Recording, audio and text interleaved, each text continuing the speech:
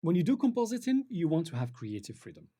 You don't want to be limited to only one version, one choice. Here, we have done this compositing, right? And we had this background.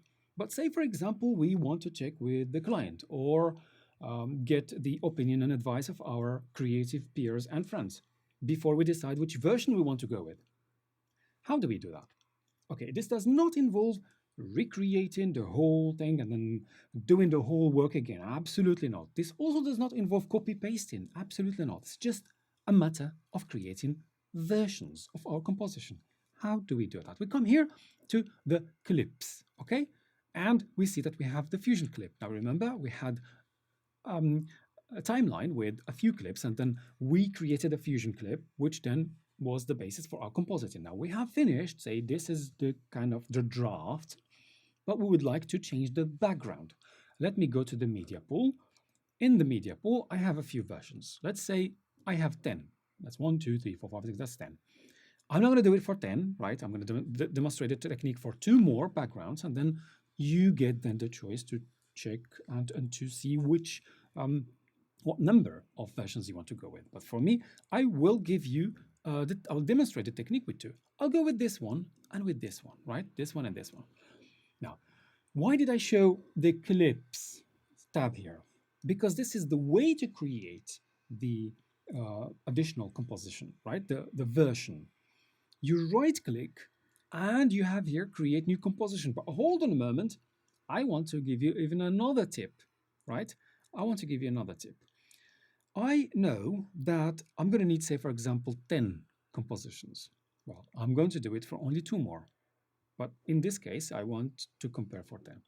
I will do it only for 2, so I'm going to click on Create New Composition. But before doing that, what I recommend you do is go bring in already the footage that you want in the initial one, in the initial composition, before creating a new one. So bring in the footage that you want to compare. I want to change the background. Remember the background? This one? Oh, that is only one. Sorry, I need to get another viewer. All right, so this is our background, the one here. This is the empty background. Now, I know I want to compare it with this one and with this one and see what I get. Okay, so what I'll do is just bring them in already in the initial one. Why? In the initial composition. Because when Fusion, when I create another composition, like a version of the composition, Fusion is going to keep everything there. And all I need to do is connect and disconnect. That's all. So I come here now and say, create new composition.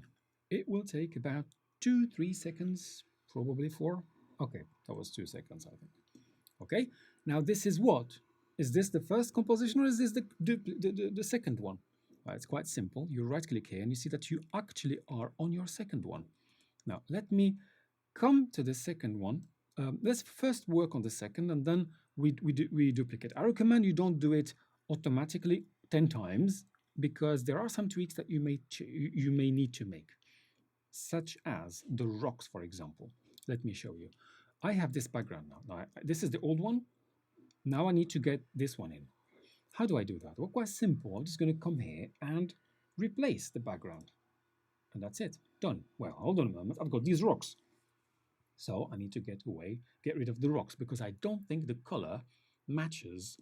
It matched the earlier one, but not in this case. So I may need other color, other rocks with different like grayish rocks. But in this case, I say I want to drop them.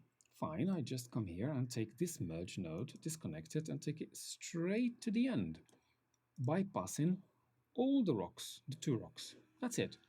Say this is a version number 2. Okay, nice.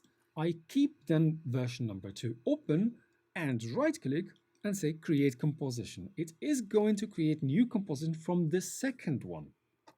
This way, I do not need to remove the rocks again because I already know if I'm going to use number 9, I don't want to have the rocks either. Okay, it's a bit too high for the rocks, and this is a cloud. Okay, I know these are this is a mountain, but and people who are filming are standing on this other side of the mountain, but still, I'd like to have to remove the rock. So I come here, I'm on number 2, create new composition. A few seconds, and we have it here. This is what? Right click. This is number 3. Simple. Connect number 9 to the merge, and you change your background, and there you go.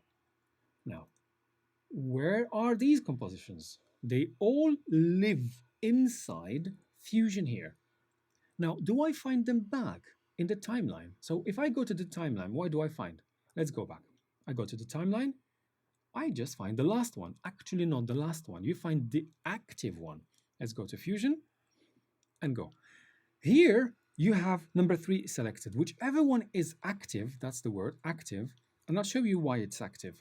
Because when you say delete, it tells you, cannot delete the active composition. If you want to delete something, you need to go activate something else. You always need one, at least one active. If you want to delete the last one that's active, you won't be able to get it. You won't be able to delete it. Okay, so if I go to number 2 and say load, and I get this, I don't want to get this one to distract us. So let's get only one monitor, one viewer, and we go back to the timeline. It just takes whatever is active in there. This is a simple way of just having multiple versions and creative choice.